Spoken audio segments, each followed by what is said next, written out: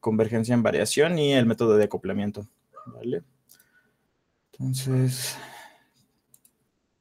a ver, ahí está. Voy a compartirles pantalla. Me ponen manita arriba cuando la puedan ver. Perfecto. Muchas gracias por su confirmación. Entonces, este es el temario que les corresponde. Creo que es la de 2014, el plan de estudios. Y entonces, de hecho, justo un año antes de que entrara, se implementó este plan. Entonces me tocó casi nuevo. Y ustedes ya están, justo creo que ya de los últimos cursos que se ve este plan. Entonces, vamos a dar un recorrido, de manera general de qué hemos visto y qué es lo que vamos a ver hoy, todo lo que hemos recorrido. También les puede llegar a servir algunos. ¿Qué dice? Vamos a empezar con los temas del tercer parcial, sí, de la tercera unidad. De hecho, la tercera unidad nos va a durar 2 clases. Ahorita llego a eso. Entonces, para la unidad 1 vimos los modelos markovianos homogéneos en tiempo discreto, pero realmente hubo una unidad 0 atrás. Esta unidad 0 fue de los procesos estocásticos, de las caminatas aleatorias, y entendimos todo lo que compete a lo que son procesos estocásticos, porque no podemos estudiar modelos markovianos sin saber que es un proceso estocástico. Entonces tuvimos como tal una unidad 0, y por eso la unidad 1 parecía que duró más de lo que realmente duró.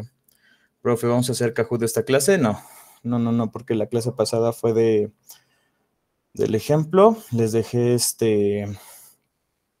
la tarea, y entonces con la tarea iba a ser el método con el que iban a estudiar para su examen. Entonces es mejor que hagan su tarea que les haga un Kahoot de más. También sirve que acabamos, espero, un poco más temprano. Mañana sí va a haber Kahoot, entonces sí.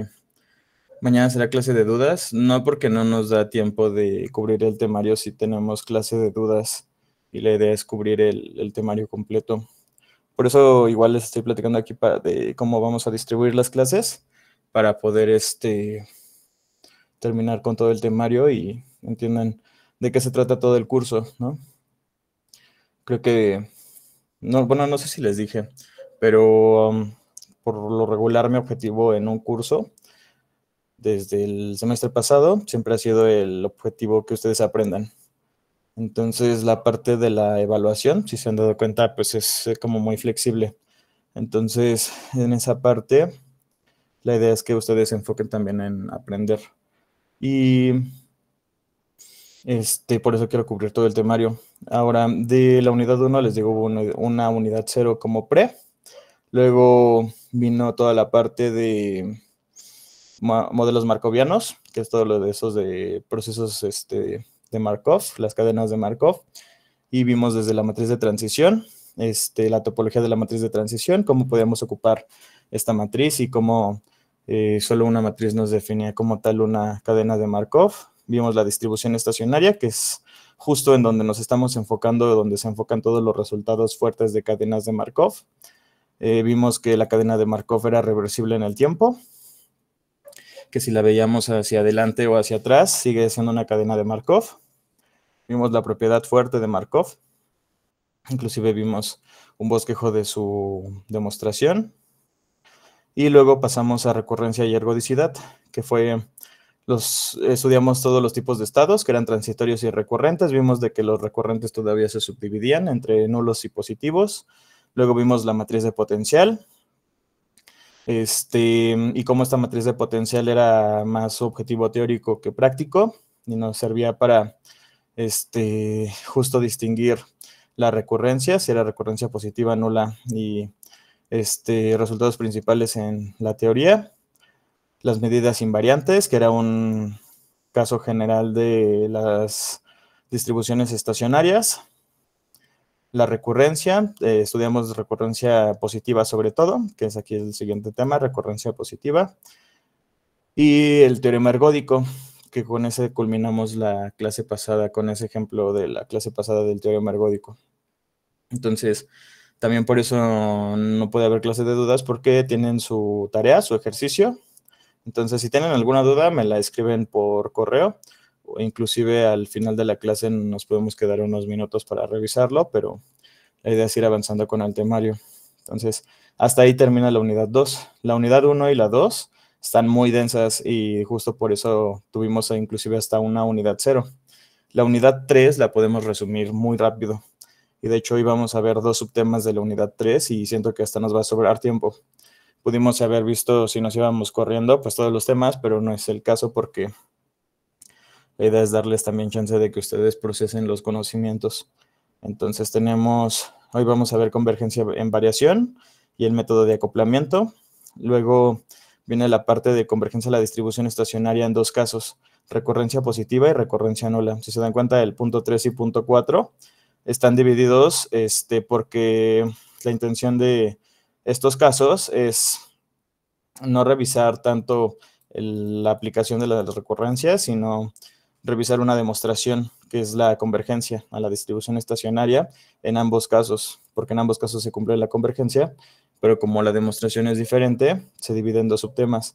Entonces, la idea es que veamos la parte de... Sí.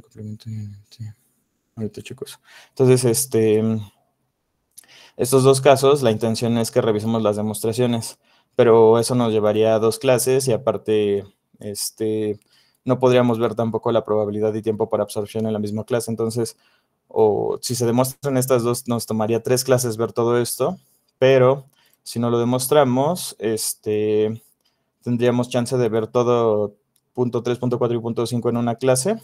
Hago el Kahoot de los 2 subtemas mañana. Luego el Kahoot de estos 3 subtemas el martes de la siguiente semana. Y con eso acabaríamos la unidad 3. Y la unidad 4, el martes iniciaríamos y lo dividiríamos igual en 2 clases. Estos 2 puntos una clase y luego estos 2 puntos la siguiente clase, ¿no? Entonces, tendríamos 2 clases también de martingalas y tendríamos igual 2 Kahoots. Entonces, aquí serían 4 Kahoots y su evaluación de la unidad 3 y 4 sería un Kahoot el 22 de noviembre. Luego de eso, tenemos el subtema, la unidad 5. Y la unidad 5, entonces tendríamos 11 y 12, tendríamos martingalas. El 15 de sábado, 15 de noviembre, empezaríamos con la unidad 5.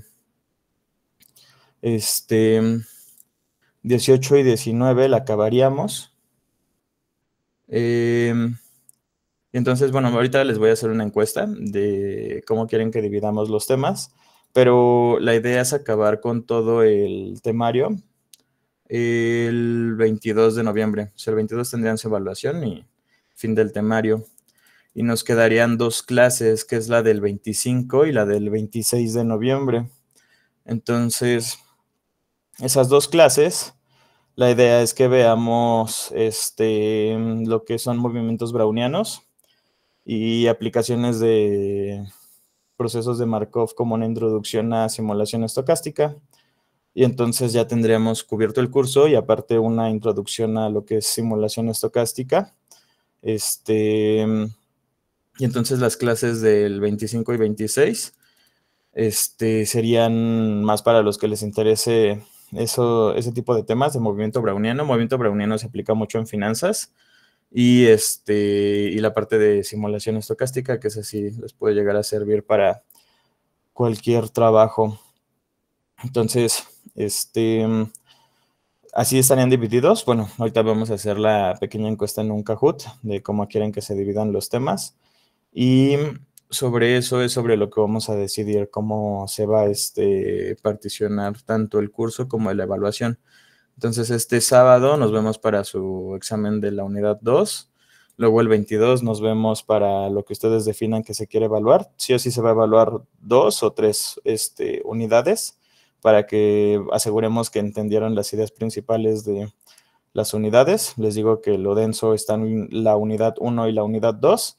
Si entienden eso, la parte de la unidad 3 y la 5 se siguen de la 4, que es Martín Galas, está ahí como metida entre justo los modelos de Markov, pero es muy interesante. Entonces, nos podemos aventar 2 clases viendo Martín Galas, que dice, está organizando una actividad con Meeting Notes add-on. Ah, ok. Que dice instalar y unirse. Notas de la reunión. Ah, instalaron como uno que te va como asistencia en tiempo real. Creo que sí, como que graba mi voz, pero el tema de esas luego de las aplicaciones de notas es que luego digo algo y como no detecta bien lo que estoy diciendo o estoy hablando muy rápido o la palabra no tengo buena dicción con cierta palabra, no lo anota. Entonces, puede que no le sirva mucho o puede que sí. No sé si Profe, se instaló. Dime. entonces el examen del sábado sería otro Kahoot, ¿o cómo sería la dinámica? No, el examen del sábado es en función de su tarea. Va a haber muchas dinámicas el sábado, pero si resuelven la tarea, pues van a poder resolver bien su examen. Ah, ok, gracias. Sí, entonces, bueno, de la unidad 2 y el examen va a ser sobre la tarea que les dejé. Les puse ahí en el grupo los puntos clave que tienen que resolver en su tarea. Para su examen del sábado, sí lleven pluma y papel, porque algunos tal vez lo ocupen. Entonces, bueno, pluma, lápiz, papel, lo que les sirva para anotar. También su teléfono y ya, bueno, también pueden llevar apoyos adicionales, ¿no? Su laptop, su tablet, lo que ustedes deseen, también lo pueden llevar. La idea es que tengan la información a la mano y puedan resolver su examen, bueno, las dinámicas del examen.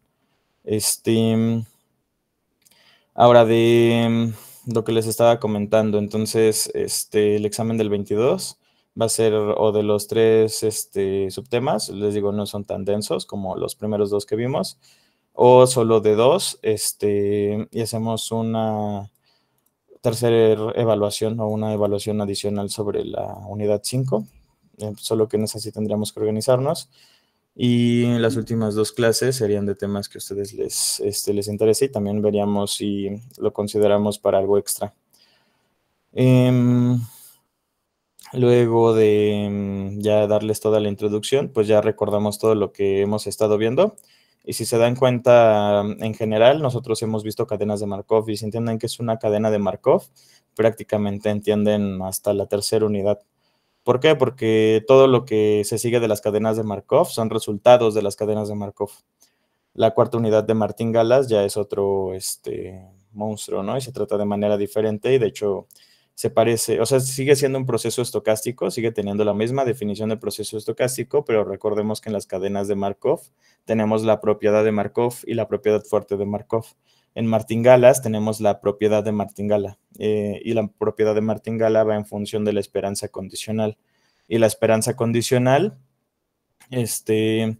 da para muchísimo a nivel teórico. O sea, de esperanza condicional inclusive pueden tener un curso completo porque depende mucho de qué tanta profundidad le den a la esperanza condicional y sobre qué espacios de medida se trabajen.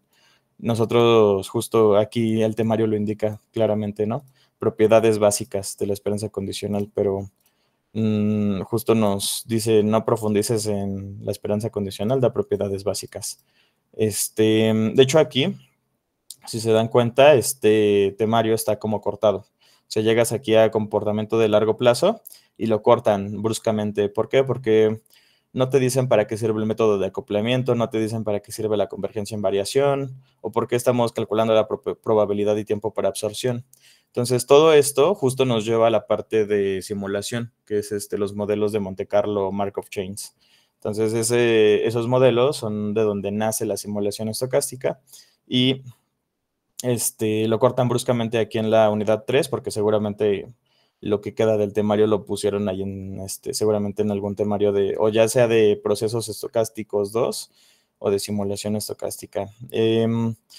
Y entonces después de ese corte brusco viene martingales y viene nada más una embarradita de martingales y luego se retoman modelos markovianos en tiempo continuo, ¿no? Entonces, así si ustedes quieren analizar el temario de manera general, o sea, todo empieza como, no desde no desde el inicio, sino un poquito adelantito del inicio y luego cortan bruscamente aquí en la unidad 3. Entonces, si nosotros intentamos hacer un análisis del temario, tienen un pedazo consistente entre la unidad 1 y la unidad 3, a pesar de que no inicia justo desde el comienzo y corta bruscamente.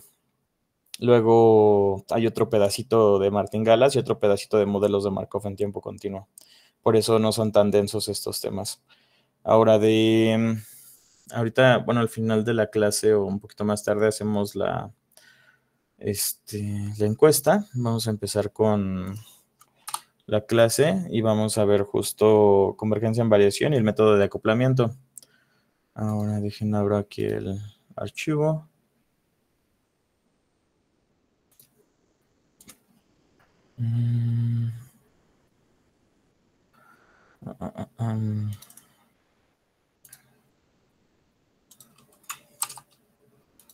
Y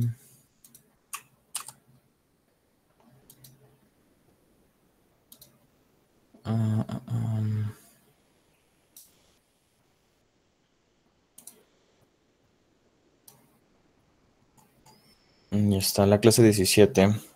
Dejen conecto esta donde voy anotando.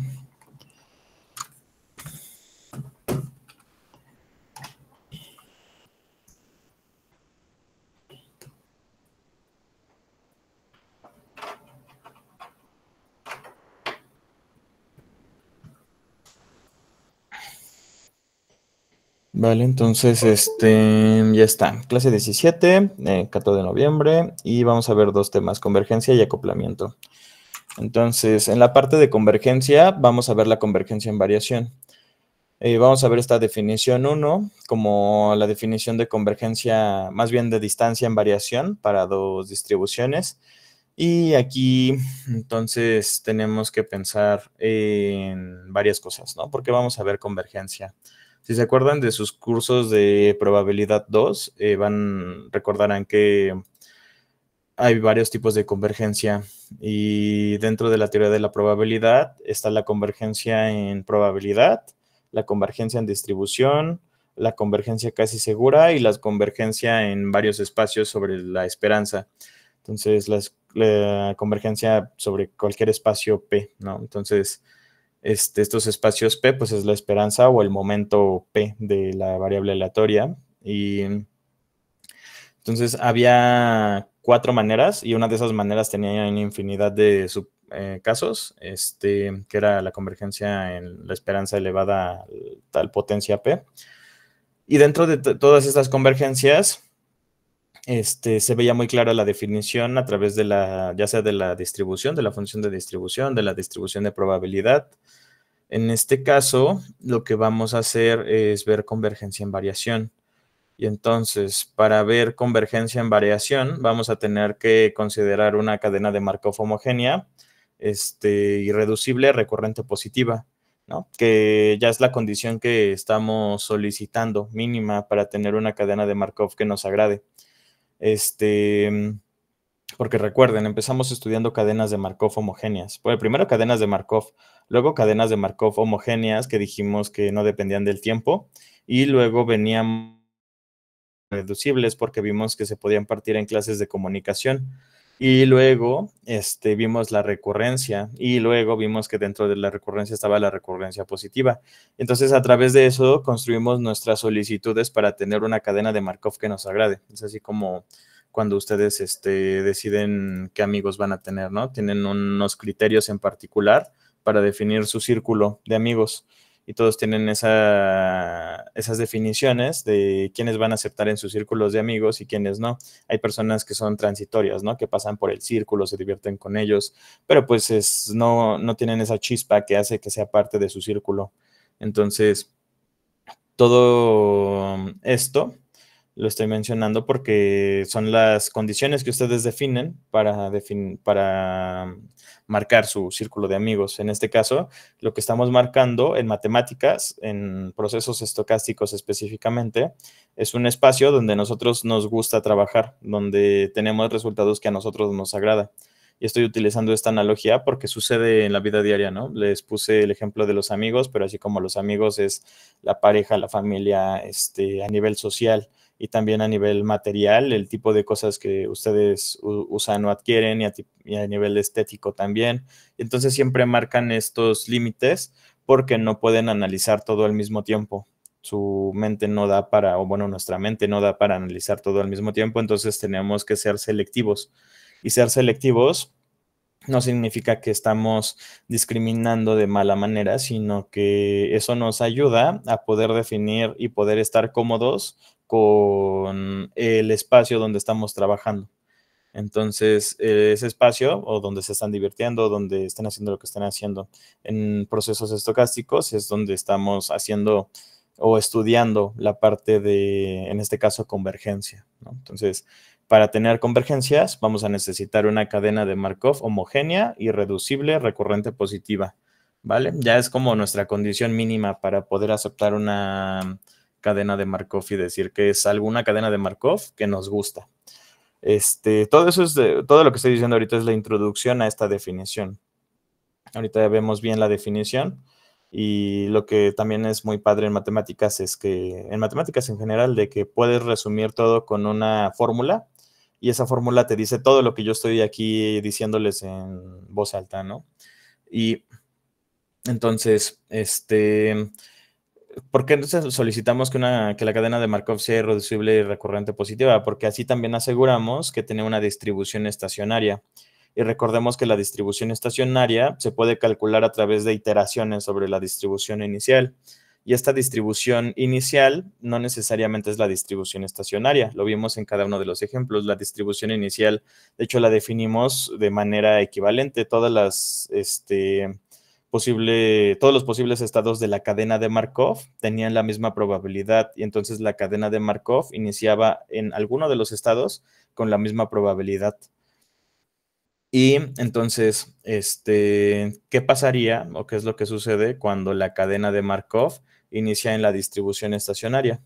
Pues si la cadena de Markov inicia en la distribución estacionaria, pues entonces, conforme va evolucionando la cadena de Markov, la distribución pues ya no cambia, no hay nada que ver en cuestión de convergencia.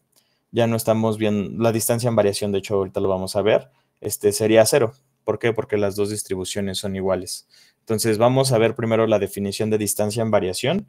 Y esta definición de distancia en variación está marcada para dos distribuciones, que esta distribución va a ser, bueno, estas dos distribuciones van a ser alfa y beta. Esta distribución alfa se va a diferenciar de la distribución beta. Y aquí nada más hay que tener cuidado y pensar en distribuciones sobre un espacio de estados numerable. Este espacio de estados numerable, nos ayuda justo a tener esta definición sobre esta suma. Y aparte, ya saben, desde cálculo 2 vieron esto, de que con las sumas de Riemann, toda suma se puede transformar en una integral si el espacio donde está sumando se va haciendo continuo o va tendiendo a ser continuo. Entonces, esto de aquí también se puede pensar como una integral, ¿ok? Y esta definición de suma y de distancia en variación va a tener sentido también sobre distribuciones continuas, pero ahorita vamos a ver la definición para distribuciones sobre un espacio de estados numerable, que podría llamarse discreto, ¿no? Pero lo vamos a ver como de manera muy, muy general. Entonces, todo ese contexto ya nos da una idea de qué o qué vamos a estudiar en distancia en variación. Entonces, ahora ya les platiqué qué pasa cuando la distribución estacionaria es igual a la distribución inicial. Esta distancia en variación va a ser cero porque va a ser la misma distribución. Entonces, la distribución en su entrada i, que va a ser igual para ambos casos, si se resta, pues te va a dar cero y una suma de ceros es cero y ese cero multiplicado por un medio, pues también va a ser cero. Entonces, nos surge la siguiente pregunta. ¿Qué pasa cuando nuestra distribución inicial no es la distribución estacionaria y esta distribución inicial puede ser cualquiera? Pues justo vamos a entender cómo esta distancia en variación nos va a dar una herramienta para poder definir la convergencia en variación. Entonces, volviendo a los temas de probados, convergencia en probabilidad se definía a través de una probabilidad, ¿no? De un límite sobre probabilidades. La convergencia en distribución también te daba límites sobre distribuciones. La convergencia casi segura, la convergencia en un espacio LP sobre esperanzas de diferencias elevadas a una potencia P. En este caso, necesitamos la definición de distancia en variación para poder definir la convergencia en variación. Entonces va a ser una convergencia en el sentido de que las distribuciones se van a parecer tanto que sus probabilidades en la entrada iésima van a ser casi idénticas, ¿ok? Y así se define la convergencia en variación. Entonces, definición 1, sea E un espacio numerable. Ya tenemos nuestro espacio numerable que les había comentado. Y sea alfa y beta distribuciones de probabilidad sobre este espacio de estados. La distancia en variación de la distribución alfa a la distribución beta está definida por un medio de la distancia de alfa a beta. ¿Ok? Y ahora, ¿cuál va a ser la distancia de alfa beta o la métrica, el valor absoluto? Pues la vamos a definir como la suma de alfa en su entrada iésima menos beta en su entrada iésima, y a eso le sacamos valor absoluto. Entonces vamos a tener la diferencia absoluta entre la probabilidad de estar en un estado I bajo la distribución alfa y la probabilidad de estar en un estado I bajo la distribución beta. Entonces, las diferencias entre esas probabilidades van a ser tu distancia en variación. Por ejemplo, cuando tenemos las distribución, no sé, en la entrada, imagínense que tenemos el caso con el que iniciamos el curso de consonantes y vocales. Entonces, sobre esta... Estoy cambiando aquí, estoy buscando el chat de ustedes. Aquí está. Entonces,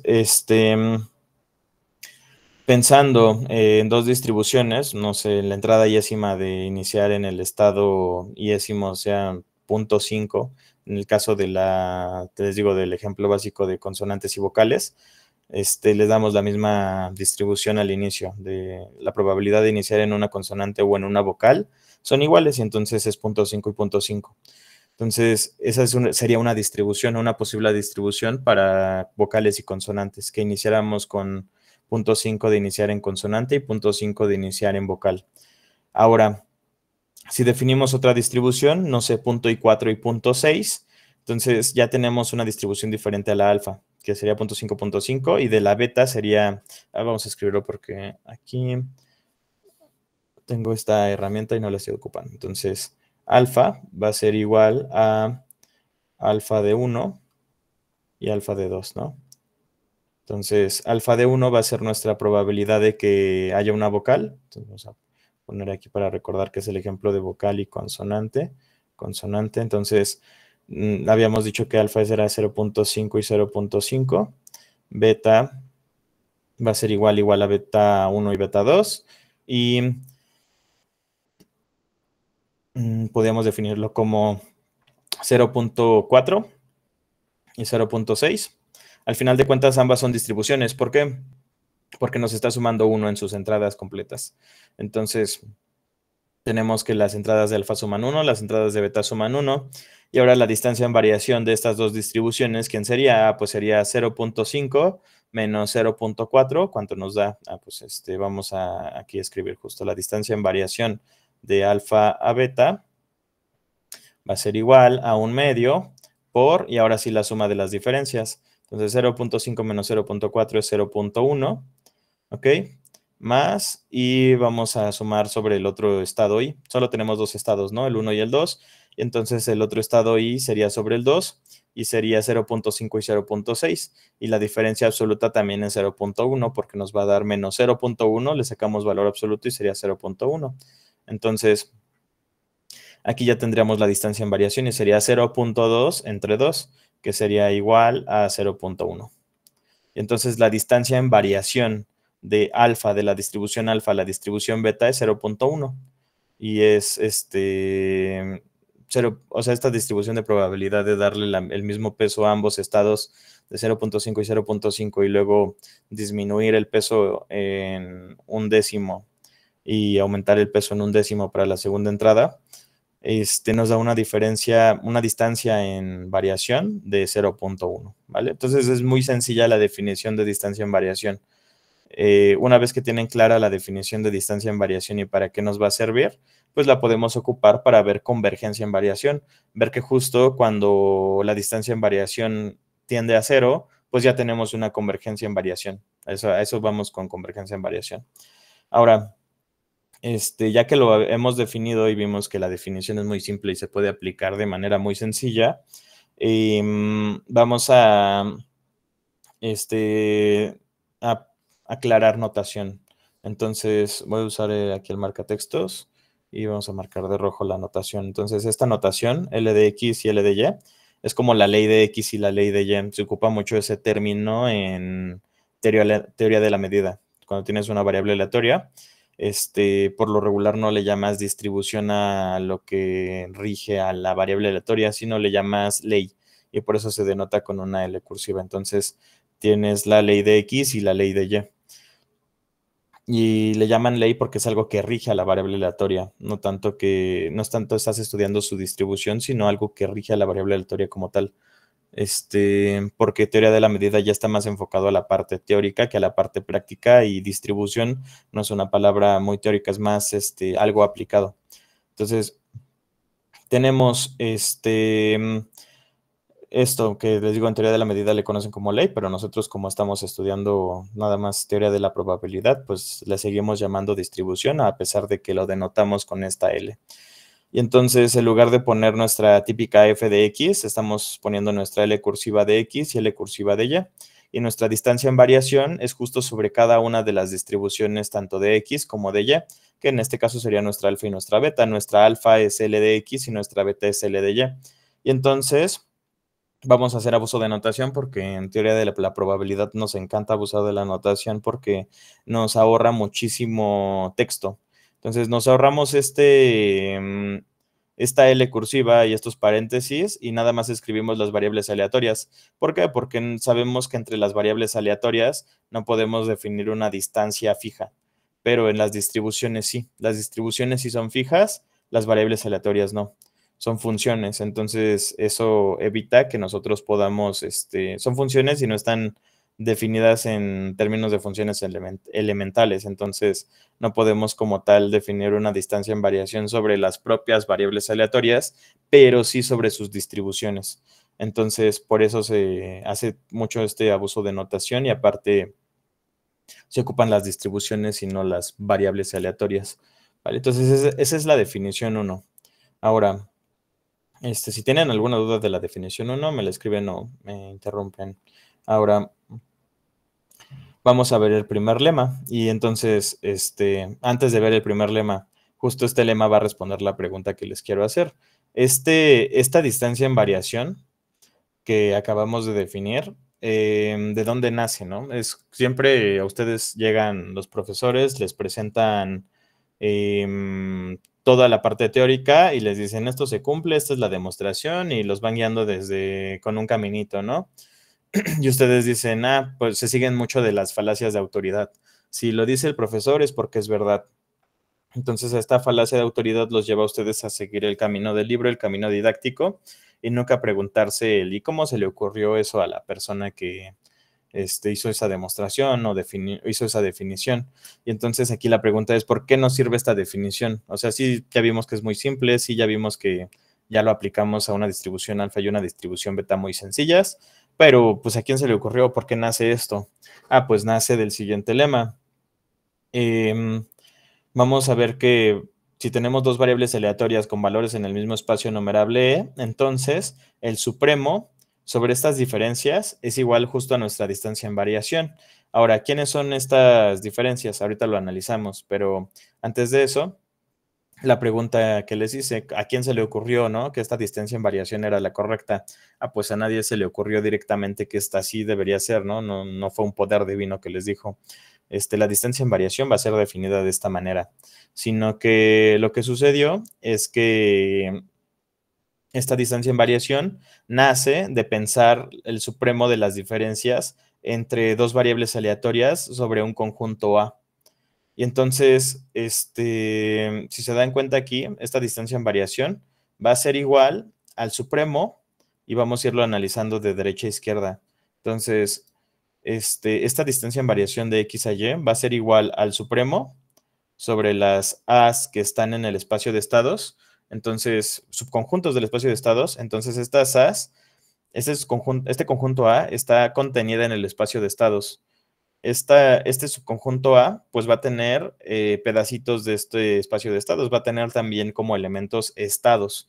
Y entonces, lo que vamos a ver es que sobre un conjunto A en específico, vamos a poder calcular la probabilidad de que X esté en ese conjunto A. Y recuerden, aquí es otro abuso de notación. No estamos diciendo que X está en el conjunto A, es que justo la W, de la omega, que estamos analizando, justo está en este espacio A, ¿no? En este subconjunto de espacio de estados. Y aquí hay que recordar completamente sus cursos de probabilidad 1, de cómo se define que una variable aleatoria esté dentro de un conjunto. Pues la variable aleatoria no está dentro del conjunto, la variable aleatoria es una función que va de tu omega a los reales. Y entonces, eso es una variable aleatoria real evaluada, ¿no? Y entonces, ¿de dónde nacen los valores? De omeguitas, ¿no? De los valores que viven en omega. Esos valores, o no esta omega que estamos nosotros analizando es este espacio de estados. Nuestras variables aleatorias siempre han tomado valores sobre este espacio de estados durante todo el curso que hemos definido procesos estocásticos. Entonces, este espacio de estados es nuestra nueva omega en procesos estocásticos. Entonces, todos esos elementos que están en el espacio de estados también están en también pueden llegar a estar en este subconjunto A. Y por eso se dice que la probabilidad de X que está en A, ¿no? Por eso es la razón por la que se escribe esto de abuso de notación. Solo estamos analizando que esta omeguita o los elementos en el espacio de estados pueden llegar a estar en A bajo la ley de X, bajo la distribución de X. Entonces, sobre esa probabilidad, lo que estamos calculando más bien es una proporción. Entonces, ¿en qué proporción los valores bajo esta distribución pueden llegar a estar en este conjunto?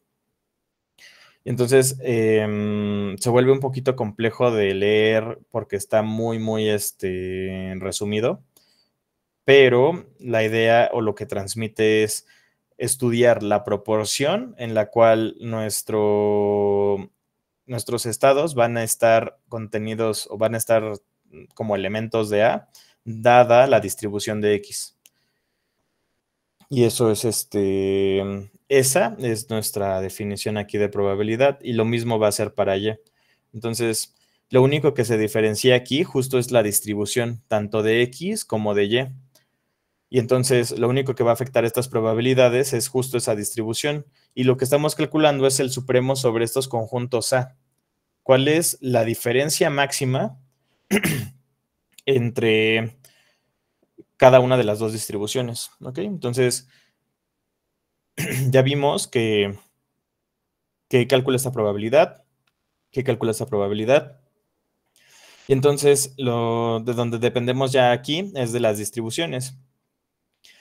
Y entonces resulta que este supremo sobre los subconjuntos de E, para estas diferencias sobre estas probabilidades de estas proporciones, justo va a ser nuestra distancia en variación, ¿vale? Y entonces, esta distancia en variación va a estar definida por esto, dado el cómo estamos definiendo nuestra diferencia, nuestra distancia. Entonces, realmente no estamos pensando en esta suma, ¿no? Esta suma es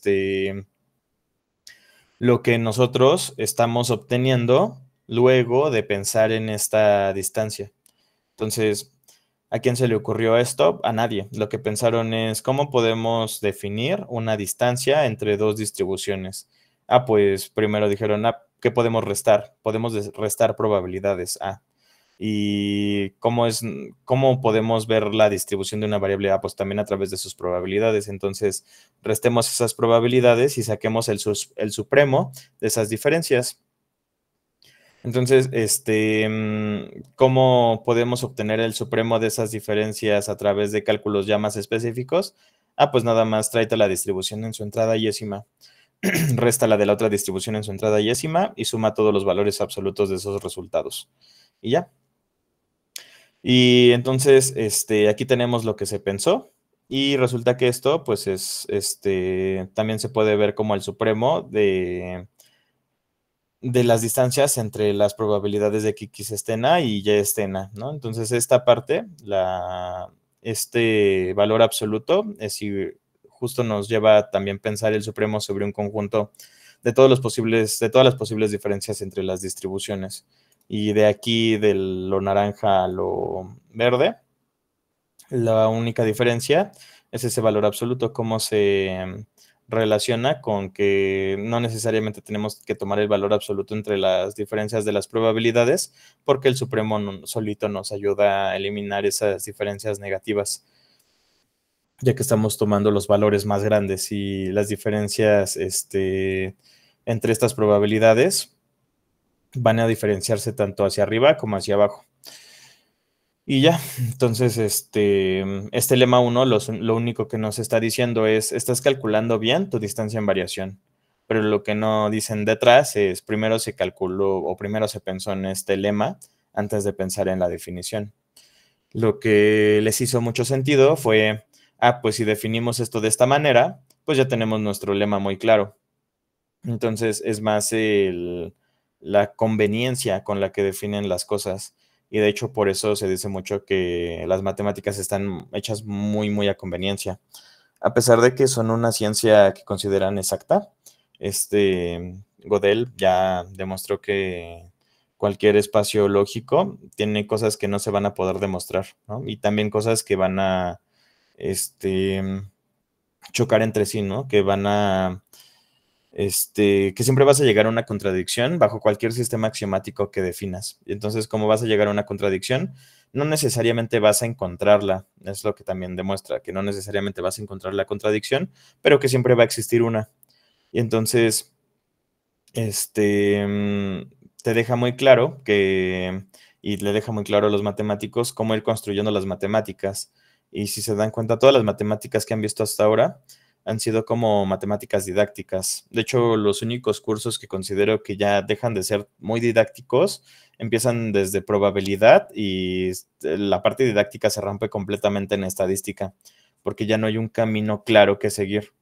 En cambio, cálculo 1 siempre tiene sus temas en orden. Álgebra 1 siempre tiene sus temas en orden. Y todo lo que son cálculos álgebras siempre tienen sus temas en orden. Pero lo que son la parte de teoría de probabilidad, procesos, estadística, tienen todos sus temas en orden, pero hay muchísima densidad dentro de cada uno de los temas.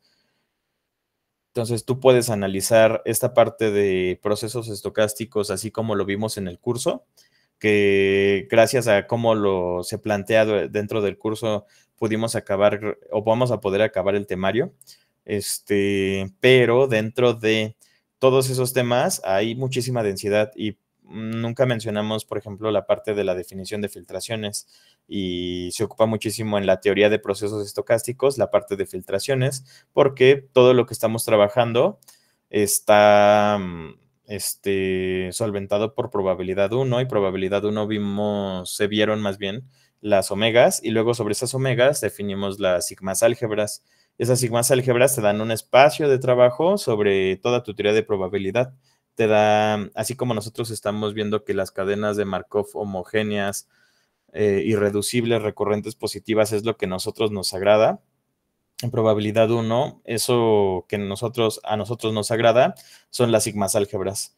Y aquí en procesos estocásticos, si se dan cuenta, nunca hemos mencionado las sigmas álgebras, pero todo lo que hemos construido está respaldado por estas filtraciones, que son sigmas álgebras generadas a través del tiempo, ¿no? Porque Recuerden que en probabilidad 1 ya teníamos fija nuestra sigma-álgebra. En este caso, como el tiempo va avanzando, la sigma-álgebra va evolucionando a través del tiempo.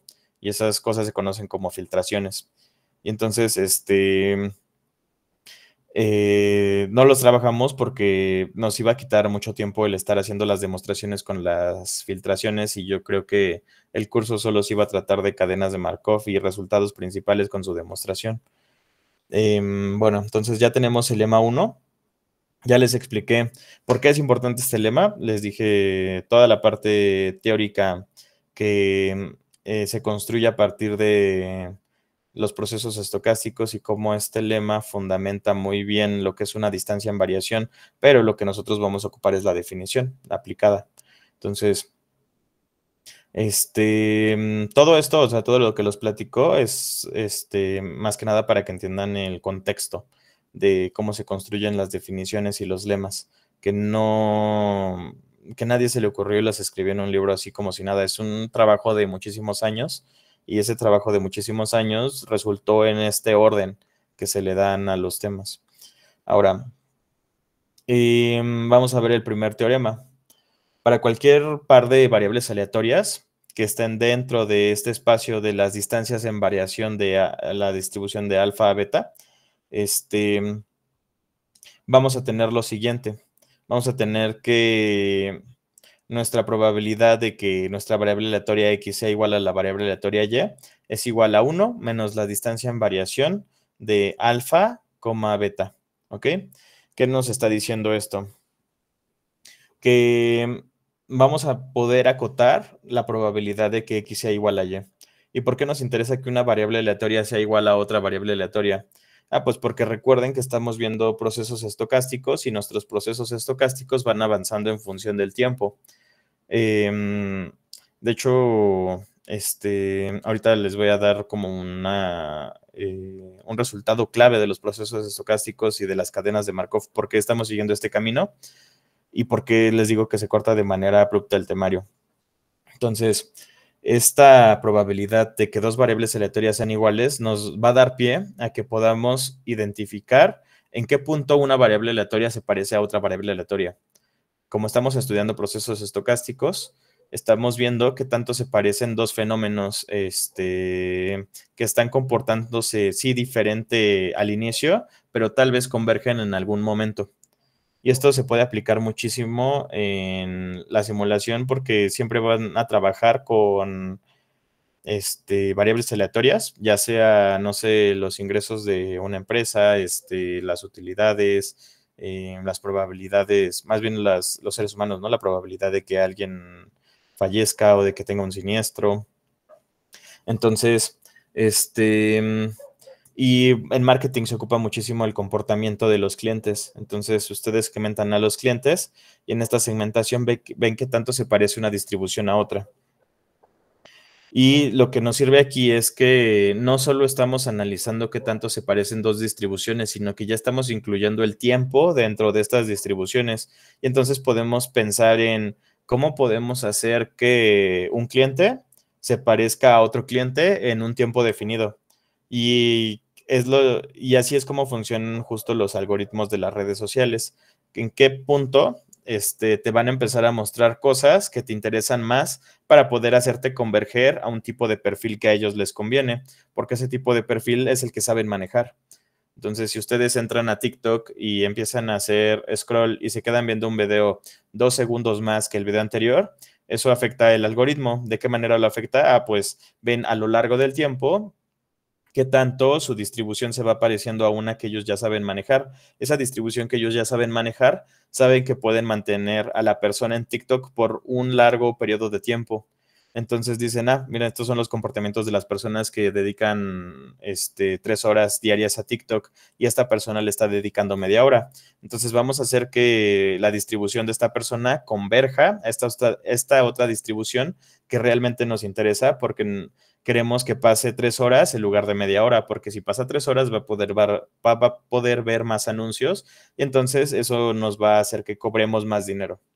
Y entonces estos algoritmos están enfocados justo en esta distribución.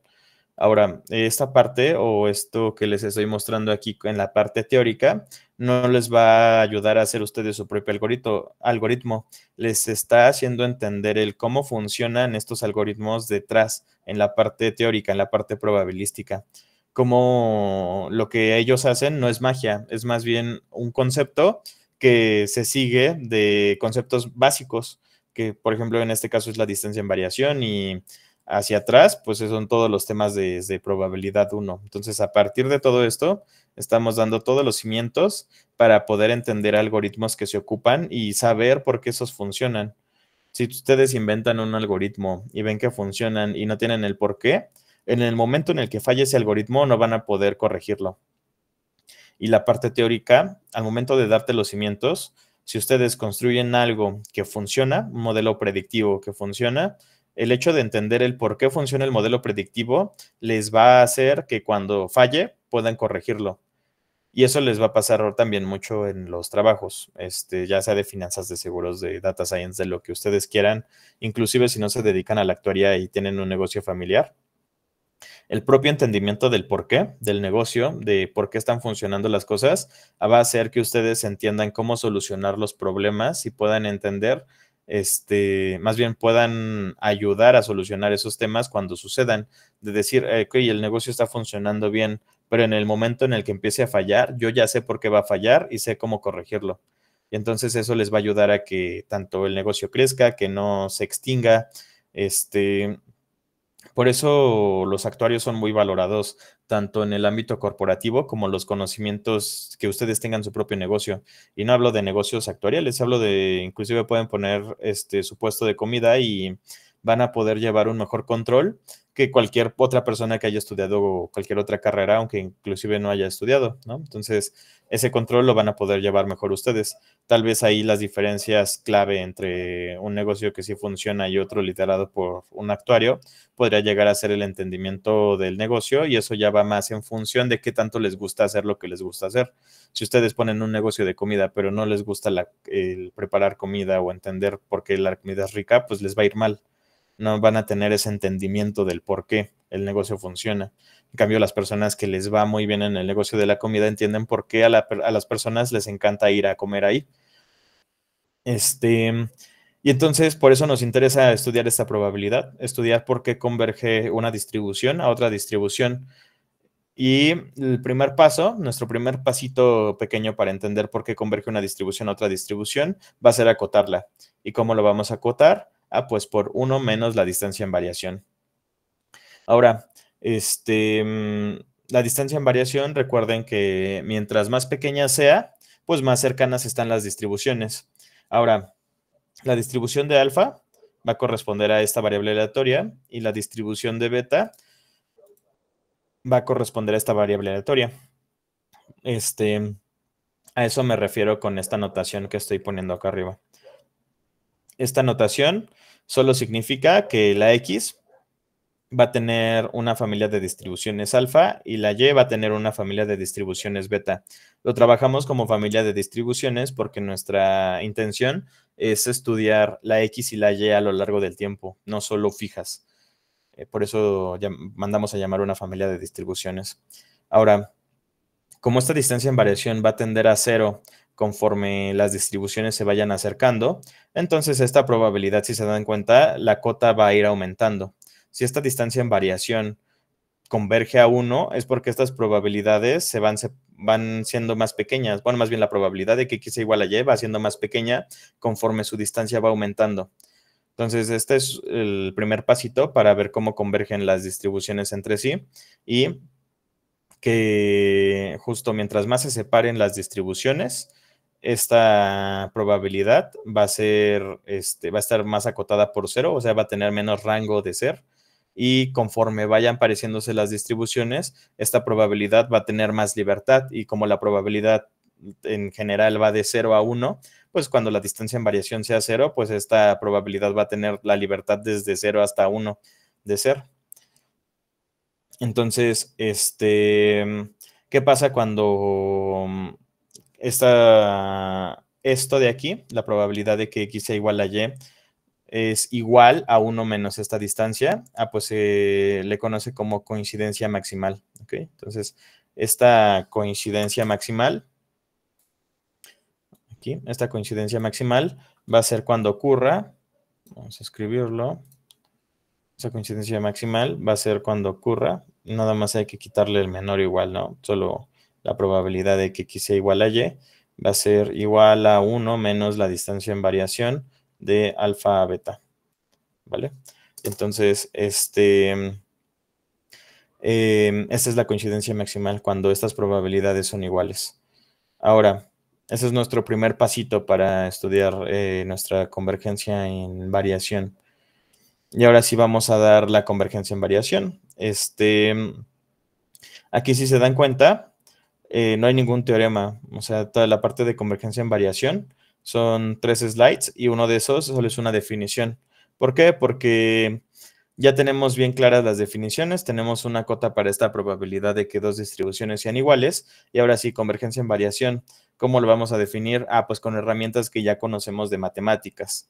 Vamos a tener alfa, una sucesión de distribuciones, y beta, una distribución de probabilidad sobre este espacio de estado C. No hay que olvidar que este espacio es muy importante. Nuestra esta E es donde estamos trabajando. Y sin esa E, que es nuestra nueva omega, pues no tendría sentido analizar nada.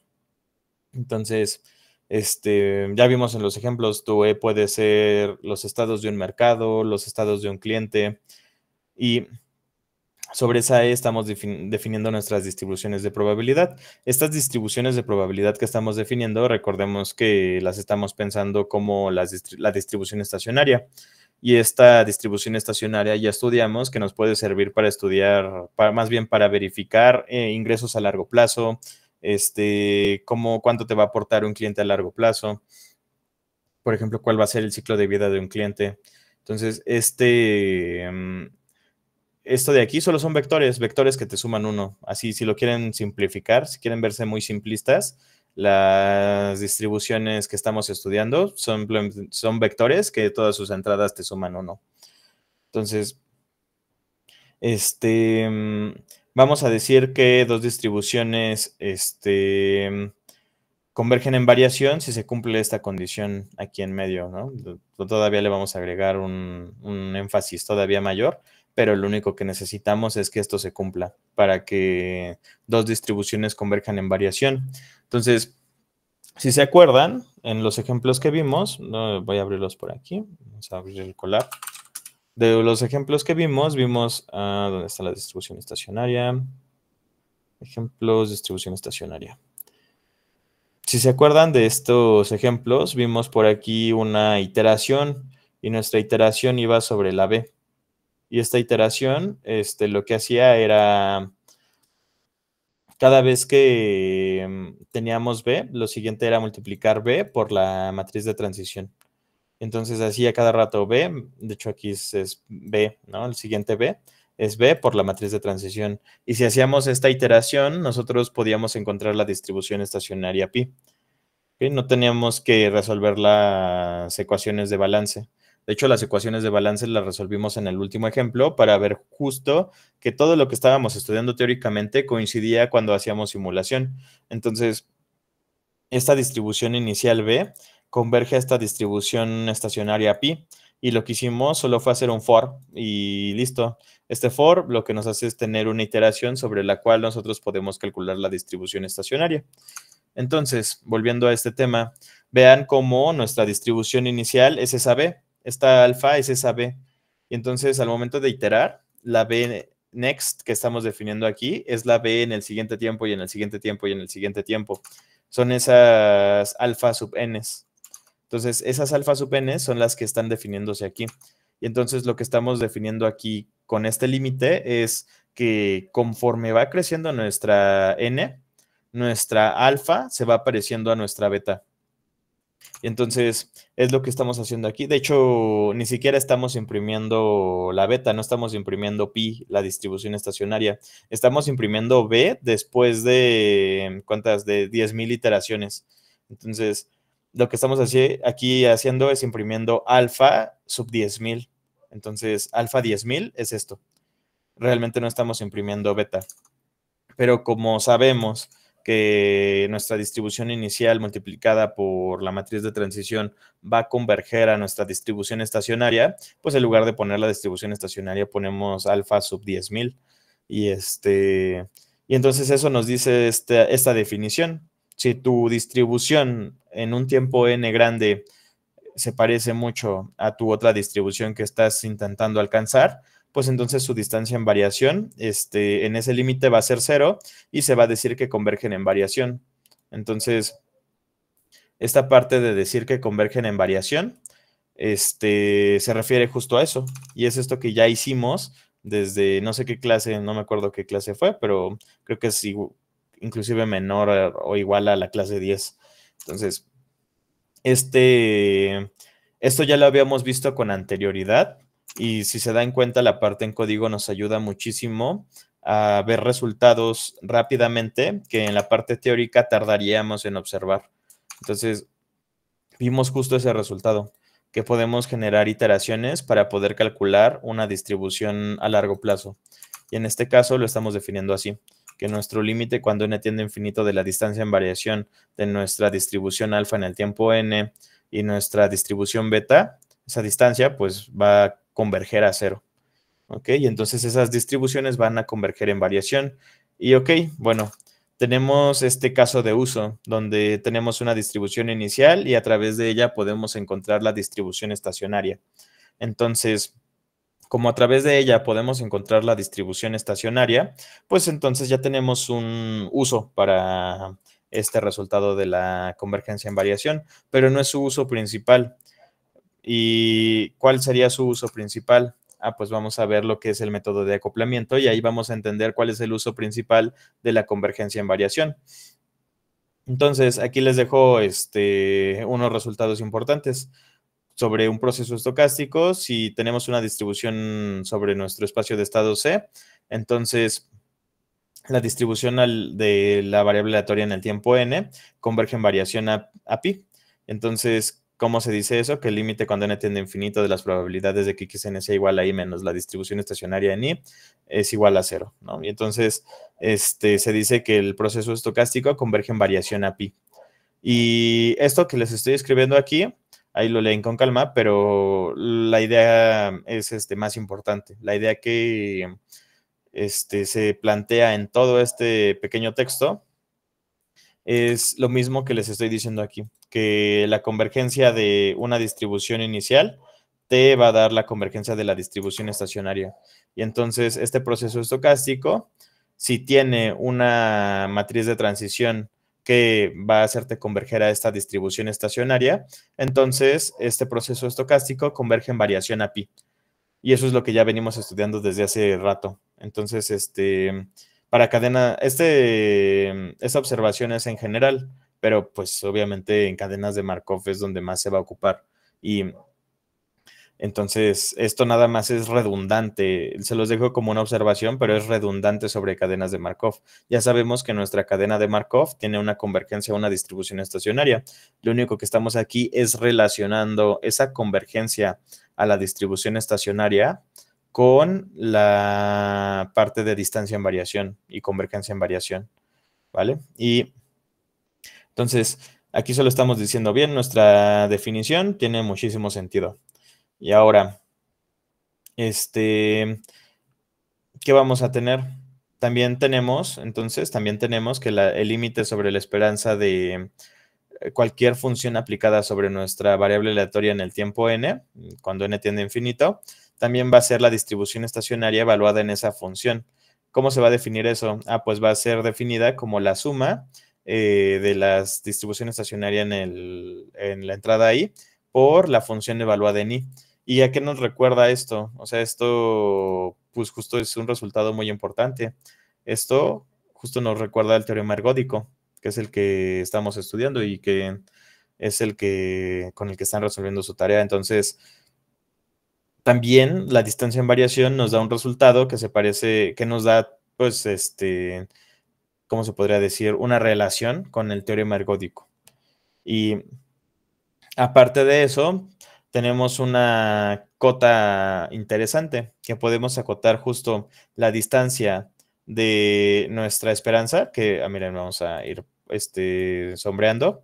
Entonces, esta esperanza de aquí en verde es igual a esta esperanza de aquí. Y esta pi definida de este lado es igual a esta pi definida de este lado. Si se dan cuenta, el límite cuando n tiende a infinito de estas cosas, de esta esperanza, pues es igual a pi. Entonces, la diferencia de esto va a ser menor conforme la n va creciendo. Y si esto va a ser menor conforme la n va creciendo, entonces significa, y aquí lo vamos a marcar de otro color, ¿dónde vuelve a aparecer nuestra pi? Pues aparece aquí y acá. Pero lo que quiero que vean es como la f de i aparece multiplicada por esta pi de i, como aparece acá arriba. Entonces, voy a borrar este sombrero y vamos a ir marcando de colores eso que va apareciendo, ¿no? Entonces, esta pi de i va a ser rosa y esta f de i va a ser azul.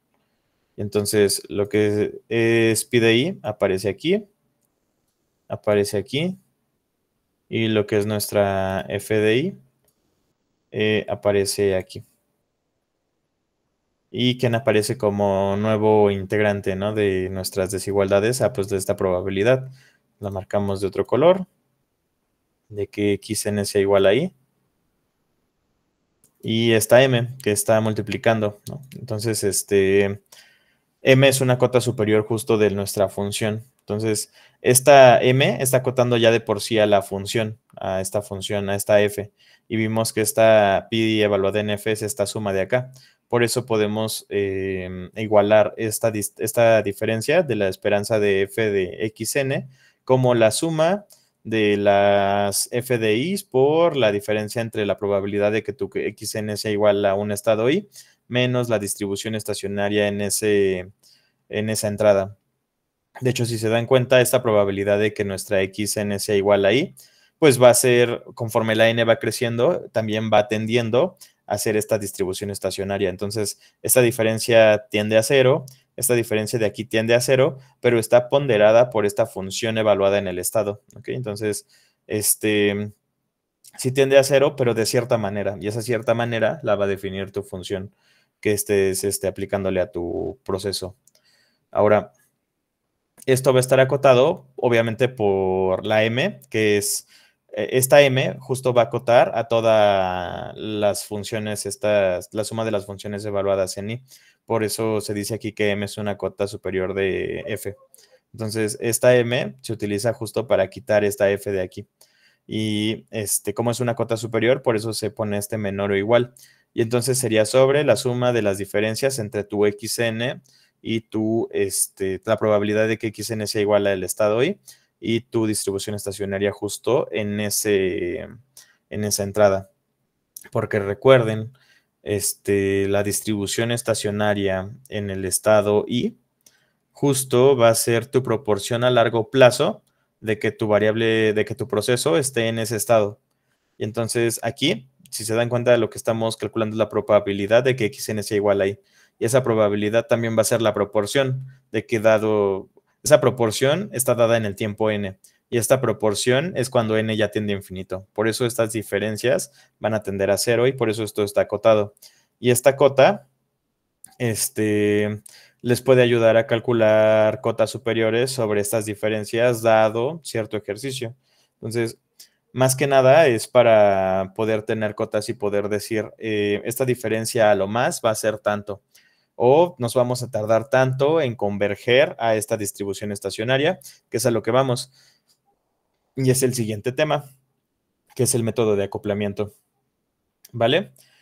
No les subí la clase porque aquí les tenía que poner las referencias y no las he podido agregar. Por eso aparece este símbolo de interrogación. Pero es más que nada el contexto, ¿no? De que esta persona, este personaje Dublin, planteó la idea de acoplamiento. Luego revivió en teoría de cadenas de Markov a través del trabajo de Griffith en el 75. Y luego Pitman en el 74. Debía haberlos puesto al revés. Primero fue Pittman y luego Griffith. Y fue traído a la fama por Lindvall en el 77. Entonces, se pensó en el 38. Si se dan cuenta qué épocas eran, pues las épocas de la Segunda Guerra Mundial. Entonces, en esas épocas de la Segunda Guerra Mundial, los que trabajaron mucho en la parte científica construyeron muchísima teoría. Y parte de esas es este método de acoplamiento. Porque esto es muy importante? Porque el método de acoplamiento justo nos da las bases para poder hacer simulación. Ahorita es muy sencillo hacer simulación. Tú agarras, abres tu código de Python y le das numpy.random.normal y ya generas distribuciones normales a través de simulación estocástica. El problema es que en esos tiempos de la Segunda Guerra Mundial, pues quién iba a tener instalado Python, no existía. Entonces, estos métodos daban pie a cálculos matemáticos en hoja de papel, o sea, trabajaban en hojas de papel y podían hacer simulaciones y entonces podían tener comportamientos a largo plazo de muchísimas cosas que sucedían en la Segunda Guerra Mundial, ¿no? Inclusive de cuando encriptaban sus mensajes, podían ver a través de las proporciones que traía el encriptado, podían descifrar estos tipos de encriptados. Por eso, o sea, son ideas que nacen de hace muchísimo tiempo. Y entonces, resulta que todas estas ideas que se trabajaron en esa Segunda Guerra Mundial, pues fueron utilizadas de manera práctica siempre y fueron utilizadas para objetivos de guerra. Ahora, años después, intentaron revivir todas esas teorías, pero ya más para construir conocimiento, más que para aplicarlo dentro de algún sistema. Y luego revive esto, o sea, aquí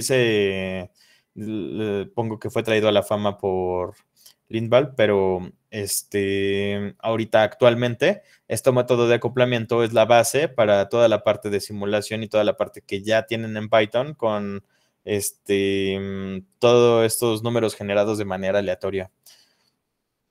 Y entonces él dio una demostración del teorema de renovación, esta persona, ¿no? Todos estos, bueno, los últimos tres son muy teóricos y Dublin, les digo, creó este método para términos de guerra. Y este método tiene un rango muy amplio de aplicaciones, ¿vale? Aquí sí, ahorita les explico por qué tiene un rango muy amplio, pero en general es porque, pues, gracias a esto tenemos simulación, o más bien las bases de la teoría sobre simulación. Ahora, este método de acoplamiento, se define como lo siguiente. Vamos a tener dos procesos estocásticos, X sub n con un apóstrofe y un X sub n con dos apóstrofes. Van a ser dos procesos estocásticos distintos. Ahora, estos procesos estocásticos van a tener valores en un conjunto numerable E. Entonces, este conjunto sí lo van a compartir. Van a tener diferente comportamiento, pero van a compartir el mismo espacio de estados. Y entonces se dice que se acoplan si existe casi seguramente un tiempo aleatorio finito tau, tal que para una n mayor o igual a tau, esto te implica que nuestros procesos estocásticos van a ser iguales. Y esta variable aleatoria tau se llama tiempo de acoplamiento de los dos procesos. ¿Y qué nos está diciendo esto? Nos está diciendo que estamos analizando dos procesos estocásticos de manera distinta.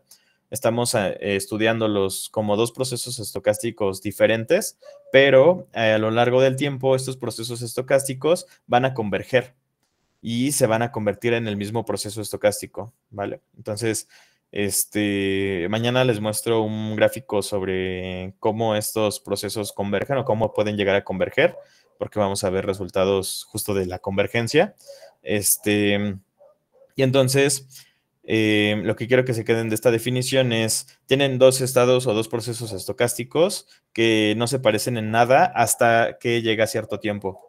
Y es lo que les comentaba hace rato de los algoritmos. Tienes justo dos procesos estocásticos, dos personas que se comportan de manera diferente, pero lo que tú buscas es que justo converjan a un comportamiento similar. Entonces, a través de un algoritmo te van haciendo converger a un comportamiento similar y entonces van cambiando tu opinión a cierto comportamiento porque te muestran videos que van sesgando y sesgando y sesgando más tu opinión. Y entonces también del otro lado de los creadores de contenido también generan contenido que les sirve. ¿Y cómo sirve? ¿Cómo pueden ver que les sirve el contenido? Pues si las personas ven más sus videos o lo ven por más tiempo. Entonces, con estas métricas, ellos dicen, este video funcionó, entonces voy a hacer más videos parecidos a ese.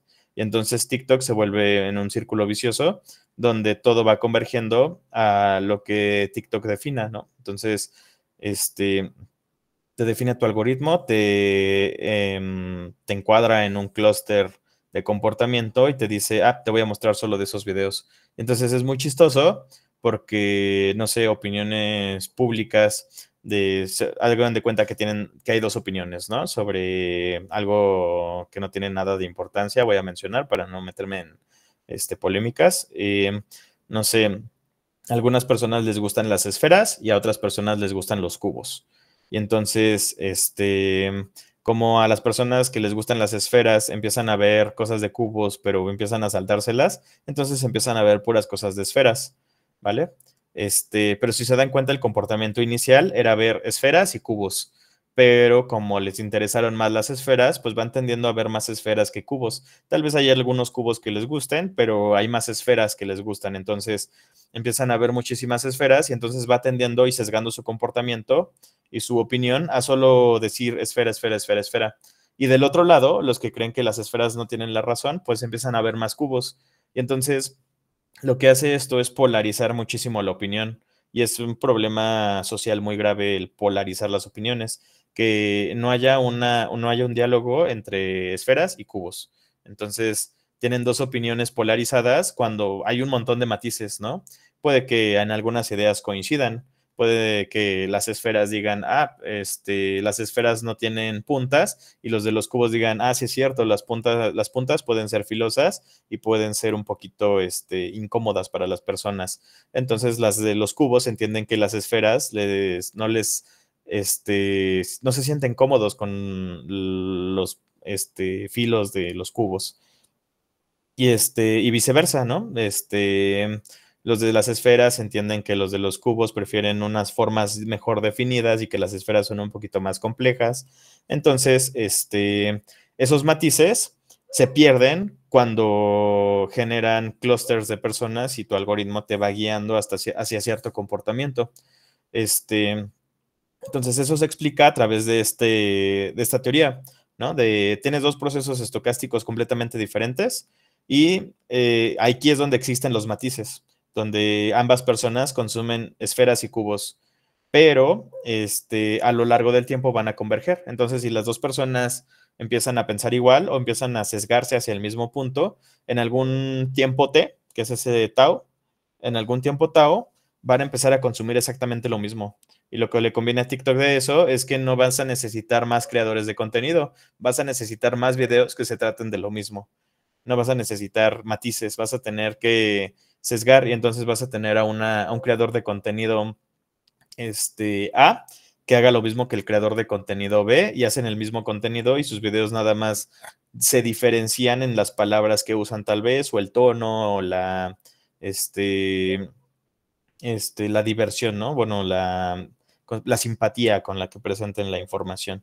Entonces, entonces así convergen estos dos procesos estocásticos y llegan a ser iguales. Y entonces aquí es donde ya nos conviene, ¿no? De que los dos procesos estocásticos llegan a ser iguales. Y entonces, aquí tenemos muchísimos resultados que nos pueden, o más bien, toda esta teoría nos lleva a que podemos crear dos procesos estocásticos que converjan en un punto. Y eso nos va a servir. ¿Por qué? Porque recuerden, ¿qué define el proceso estocástico? Que sea una cadena de Markov. Pues su matriz de transición. ¿Y qué cadenas de Markov nos interesan? Las irreducibles recurrentes positivas. Y entonces, ¿qué tienen esas de particular? Que tienen una distribución estacionaria. ¿Y qué pasa si dos cadenas de Markov son iguales? Pues tienen la misma distribución estacionaria. Y entonces, como tienen la misma distribución estacionaria, pues tú puedes empezar desde una distribución que ya conoces y llegar a una distribución estacionaria que no conoces.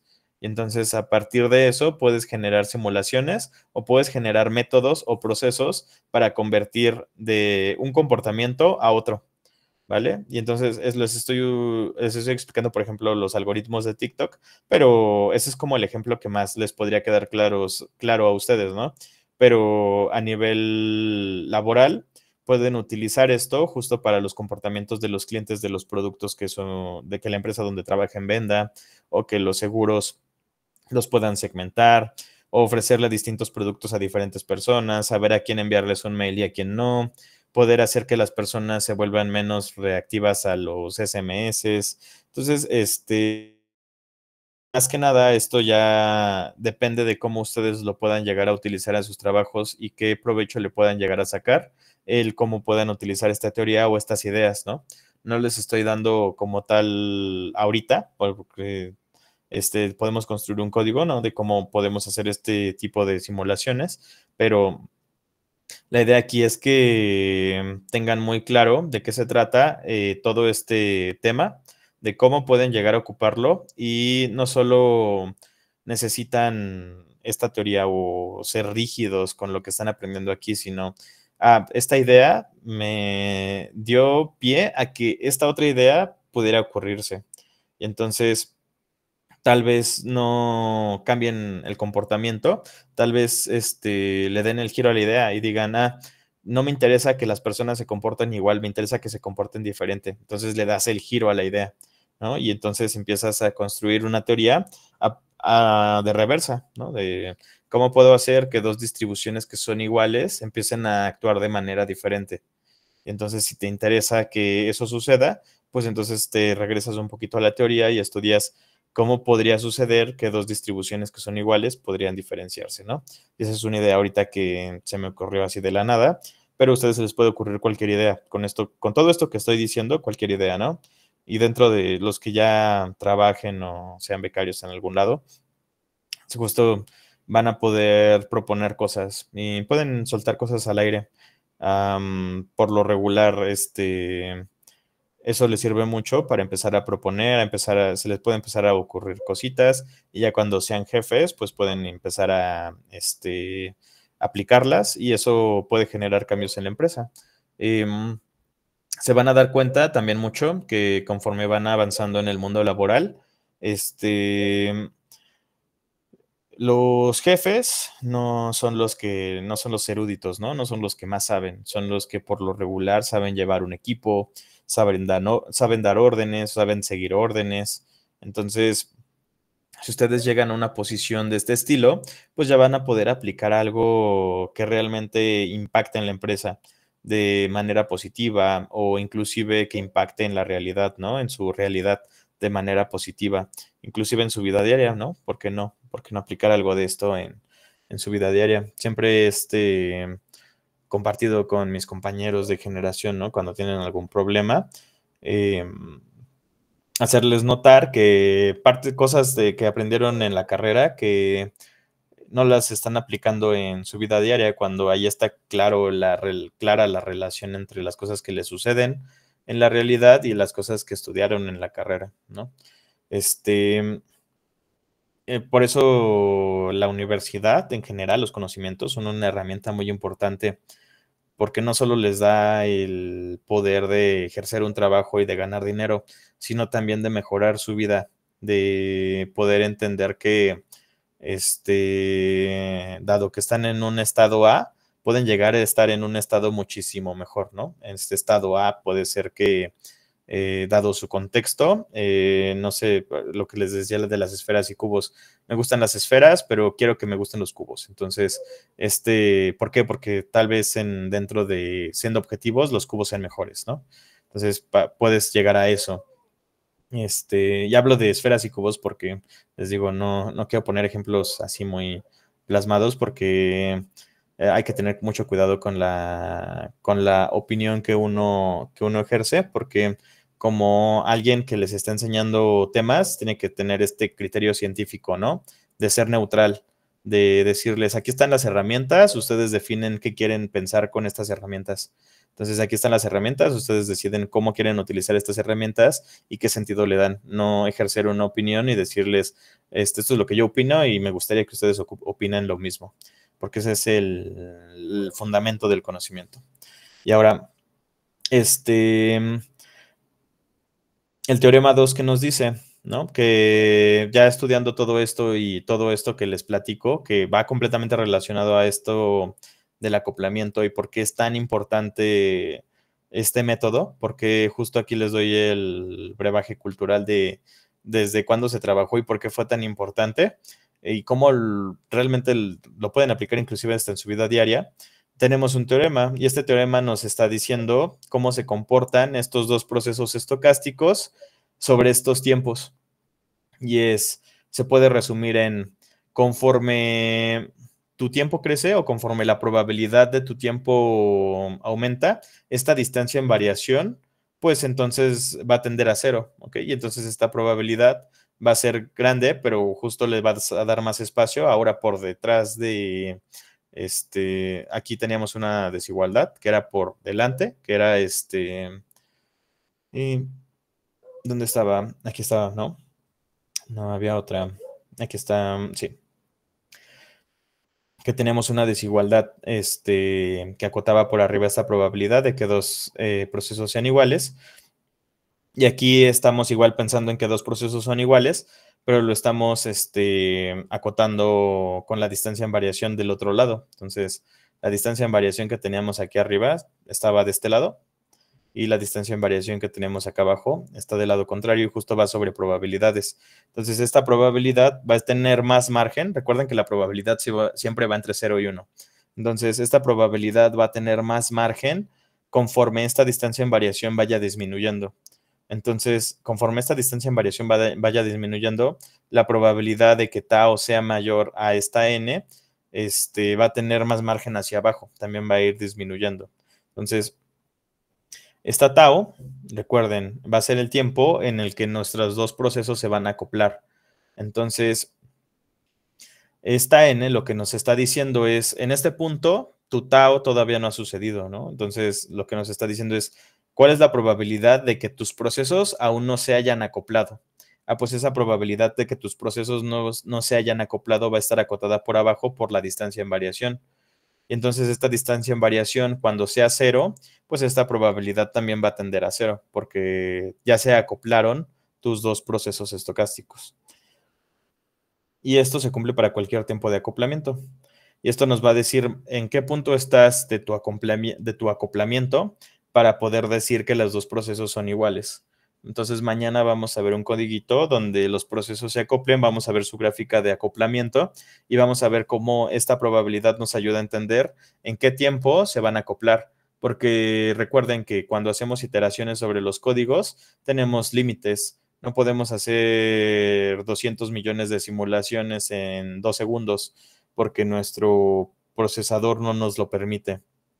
Entonces, lo que nos interesa es estas herramientas para verificar en qué tiempo ya podemos decir que nuestros procesos se acoplaron y no tener que hacer nuestros 300 millones de simulaciones para estar seguros, sino tal vez unas 200, inclusive se pueden acoplar en un 200, ¿no?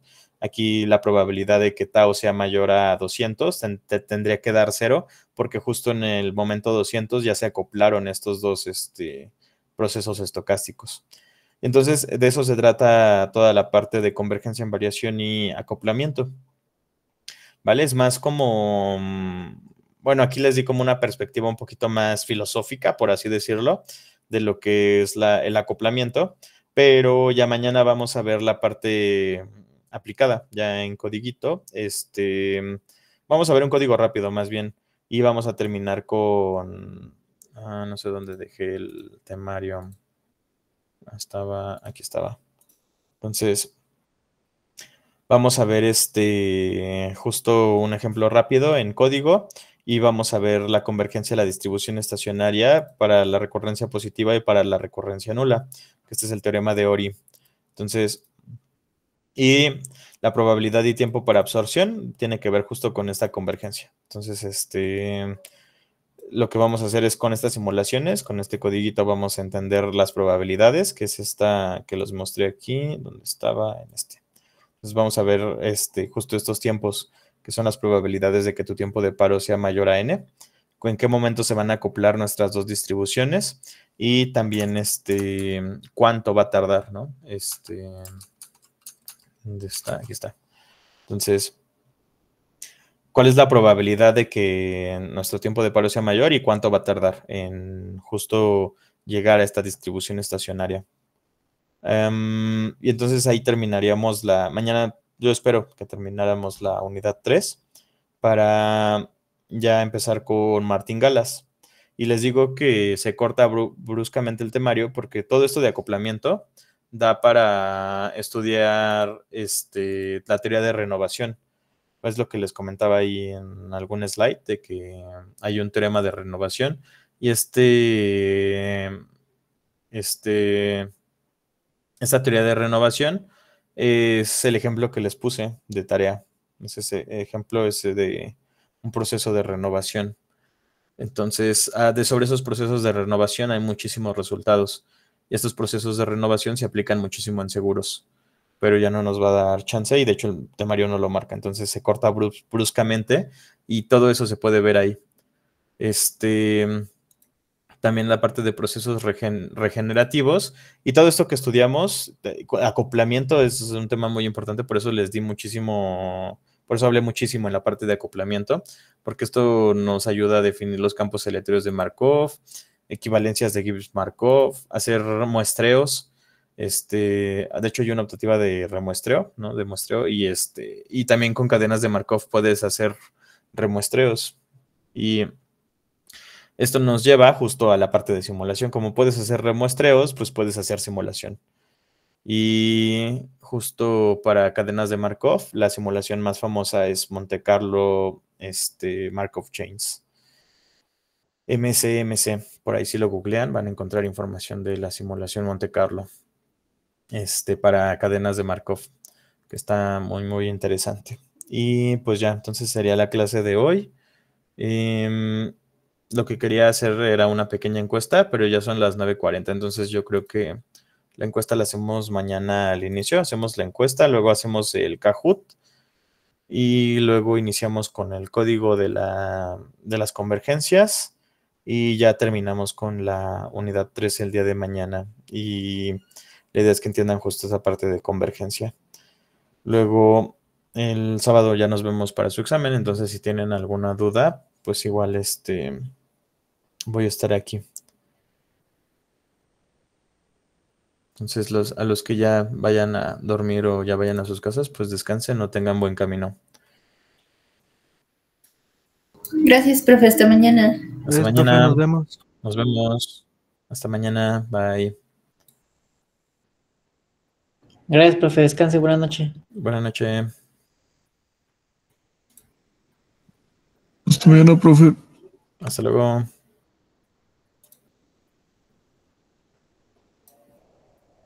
Bye, profe. Bye.